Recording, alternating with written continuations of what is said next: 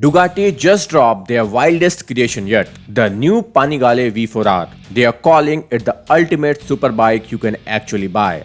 But is it really the closest thing to a MotoGP bike for the streets, or just another overpriced red rocket?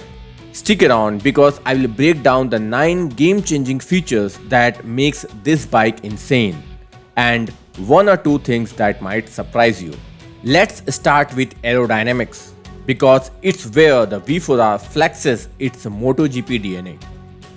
Yes, it's got the trademark wings, but Ducati went further with something we have never seen on a production bike before: corner side pods.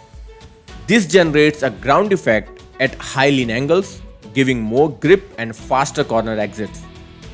And add that to the wings producing up to 6 kg of downforce at 300 km/h, and suddenly you are sticking to the tarmac like a glue. This is not the standard Panigale V4 engine.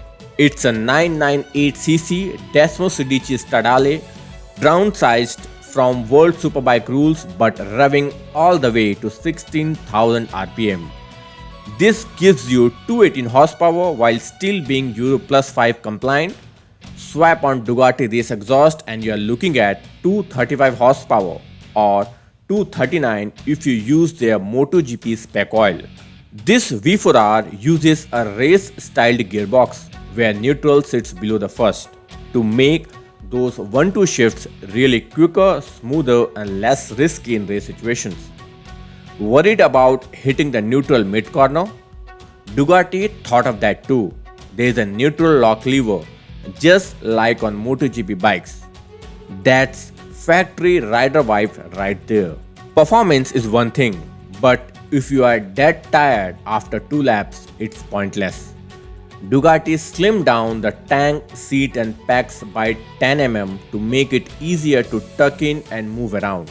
Even under braking or when you are hanging off, it feels less fatiguing, so it's not just fast, it's usable fast. Ducati actually reduced the lateral stiffness by 40% on the frame and swing arm. More slacks equal to more grip at lean, when suspension cannot soak up track imperfections. Add Ducati's NPX 2530 forks, a TTX 36 shock and SD20 steering dampers, another first on production bike, and you have got adjustability for days. You can even tweak swing arm pivot height in 4 steps. 5-spoke forged aluminum wheels wrapped in Pirelli Supercorsa SP4 with a 200 rear. Swap to slicks, no mods needed.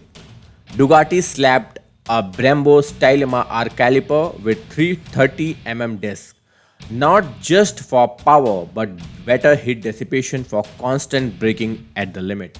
Here is where it gets futuristic. The V4R has Ducati's updated vehicle observer system.